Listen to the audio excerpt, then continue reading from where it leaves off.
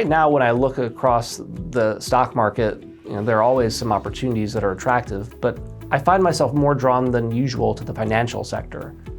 After 15 years post-financial crisis of the government tightening the screws on big banks and adding additional regulations, and also under some administrations restricting the ability of companies to do M&A, under the Trump administration, this deregulatory push is pretty pronounced. This is going to allow banks to earn higher ROEs. It's allowing capital markets activity to come back in a big way.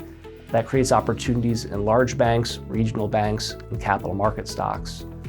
We're also really interested, as we have been for the last several years, in some of the really large, durable growth companies in the market, the ones that are stealing oxygen from the real economy. We think that the reasons that these companies have outpaced the market are durable and are going to continue over time, and so we continue to find really good opportunities in some of the larger cap cohorts in the market.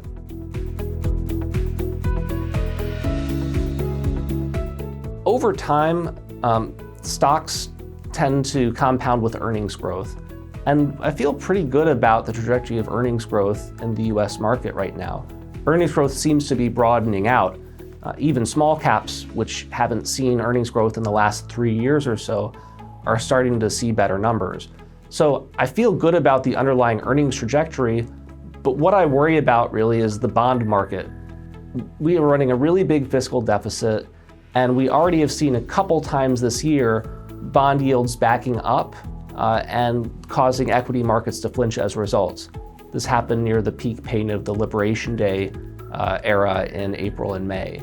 And so if the bond market gets uncomfortable with the fiscal outlook in the US, then there's a chance that cost of capital will rise and equity multiples will be impacted. But I worry about that more than I do about the underlying earnings growth in the equities right now.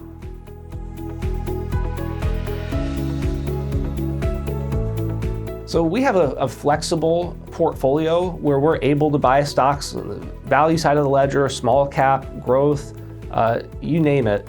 But over time, I think that we win by having a significant allocation to the highest quality business models out there, the businesses that are just fundamentally winning in the marketplace. And so I would expect that on a go-forward basis, you'll continue to see a healthy representation of some of the highest quality businesses that outgrow the underlying economy, that have defensible business models. And that's been the case for the last several years. T. Rowe Price.